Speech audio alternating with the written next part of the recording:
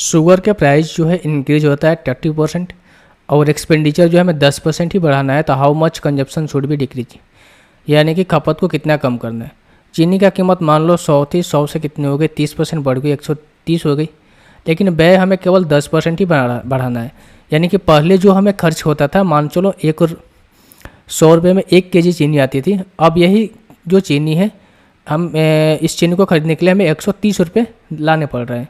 लेकिन हमें इस जो खपत है यानी कि जो हमें प्राइस है, इसको हमें व्यय जो है एक्सपेंडिचर जो है इसे 10% ही बढ़ाना है। यानी कि 100 रुपये पहले हमें एक्सपेंडिचर करते थे, इसको 10% ही बढ़ाना है कि 110 रुपये ही खर्च करना है। तो जाहिर सी बात है जो चीनी पहले 1 kg मिलती थी अब कम मिलेगी।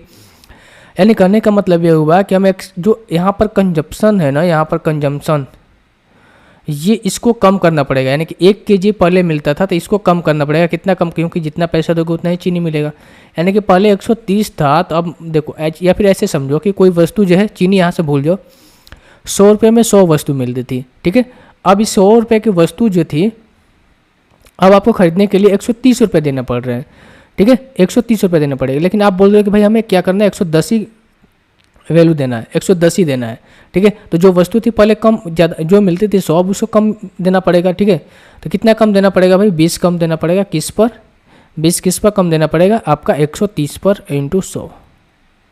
तो कितना हो जाएगा भाई आपका 200 बटे में 13, 200 बटे में 13, तो 13 एकम 13, 13 एकम 13 हो जाएगा 7, 13 5 65, यानी कि 15 पॉइंट समथिंग आएगा। ऑप्शन नंबर 2 जो है इस क्वेश्चन का आंसर हो जाएगा 15.38%।